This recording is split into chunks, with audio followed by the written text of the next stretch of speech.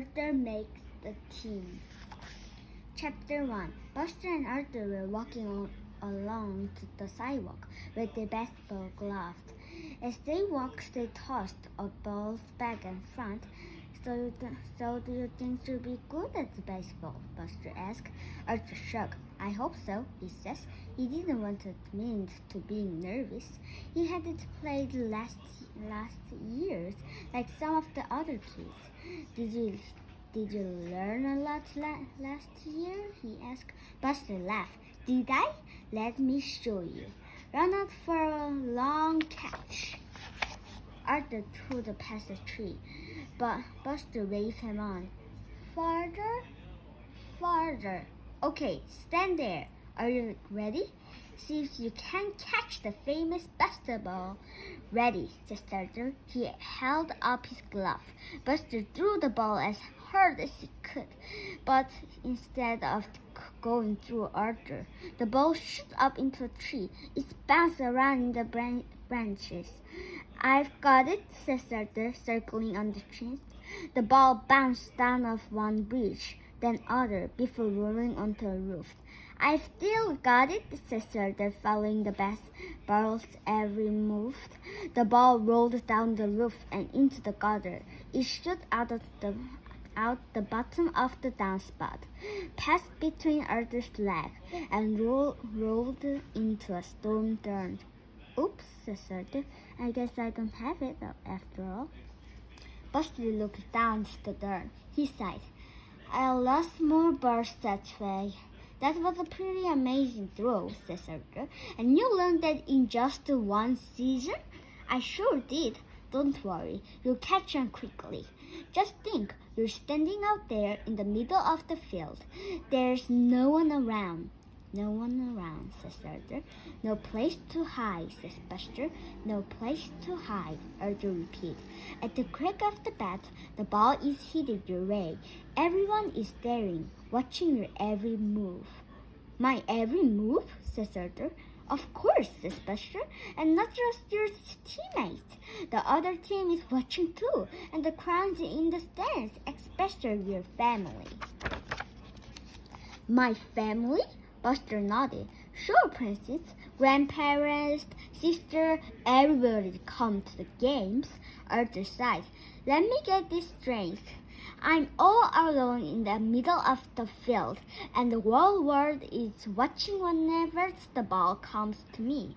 Pretty exciting, huh? Says Buster. I guess, says Arthur. Exciting wasn't actually the word he had in mind. And don't forget betting, says Buster. No, I wouldn't want to do that. Buster croaked down in a betting stand. It's just you and the pitcher. Nothing else matters. You raised your bats, ready, waiting. The pitch blazed in. You can feel the heat as the ball passed by. Arthur slower. You feel the heat? Well, maybe not, Buster grinned. But it's a tense moment. Because everyone is watching, exactly the umpire's calls. Strike! But that's okay, it wasn't your pitch. But now you stand in. Stand in, says Arthur. It's other fastball, but baseball. But this time you swing. The ball streaks like a rocket. It's a home run. You circle the base to the cheers of the crowd. Just like that, says Arthur. Well, not every time, but it couldn't happen if you're lucky. Arthur sighed. He didn't know if they wouldn't happen to him, but it was nice to think about. Chapter 2. At the ball field, a bunch of kids were huddling around the burdened board, looking at the team rosters. I found my name, says Buster. Let's see. Francine, Brain, Binky, Arthur. Yes, we're all on the angles together. Hey, this is going to be a great team. I cannot wait to start pitching.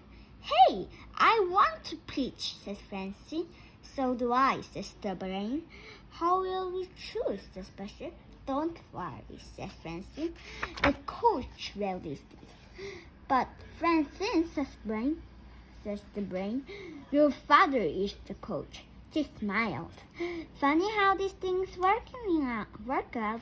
How much things work out? Asked her father, coming up to join them. He had it on his after ankle hat and t-shirt. Nothing, Daddy, says Francine, smiling at him. I think I'm going to be sick, whispered Buster. I think you have complained, the brain whispered back. The whole team, including Sue Ellen, Speed, Fran, and Alex, sat down in the grass. I'm glad everyone can be here for our first practice, says the coach.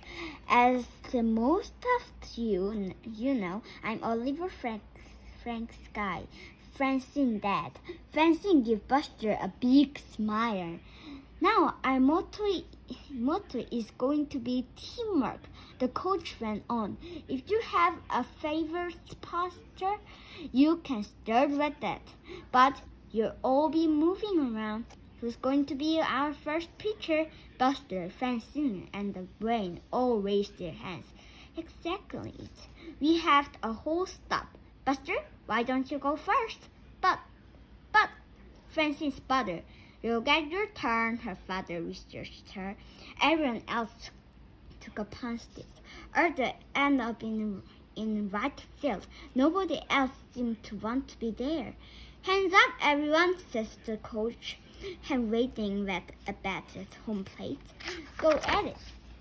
Buster perhaps prepared to pitch. He threw his arm around, shoot out his leg, and threw as hard as he could. Coach Fred's guide, Blanker. Where did the ball go? Buster wasn't sure. He was never sure with a Buster ball. A moment later, the ball came down and hit him on the head. Are you all right, Buster? Asked the coach. Buster nodded. Good. Try again, but this time ease up a little. Don't wear your arms out the first day. Buster nodded. He pitched again, and the ball sailed right over the plate. The coach lined a drive to Sue Ellen at third base. After a few more pitches, it was Francine's turn. Her first pitch were high and outside. Her father felt them off. Nice the ankles, he says. Remember now, right over the plate. Francine's next pitches were better. Her father batted them around the field. Time for my fastball, thought Francine. She grabbed the ball firmly and threw. The ball soared high over everything. Her father, Binky, every the backstop. Well, says her father, that was completely over the plate. Way over, says Binky. The coach cleared his throat. All right, Francine, let's give someone else a chance. The brain took to the mound. Ready? Asked the coach. In a moment, says the brain, he licked his finger and held it up to the taste the wind disturbs. Then he began scraping the mound with his knicker.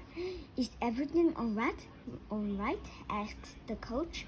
Oh yes, says the brain. Popular footing is very important. When he was finally ready, the brain made his first carefully pitch. Coach Frank's skid hit a grounder to shortstop. The brain was pleased. He checked the wind and his footing again. He didn't that before every pitch, so he didn't get many in. The last ball went to right field.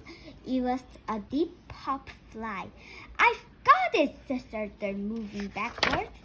He leaped and at what he thought was the right moment and missed. The ball came down behind him. Almost, says the coach. Arthur, that was a very grateful leap. Grateful? Arthur didn't feel grateful. He couldn't feel his face getting red. He knew everyone was looking at him. It was starting to look like the season wouldn't be a long one.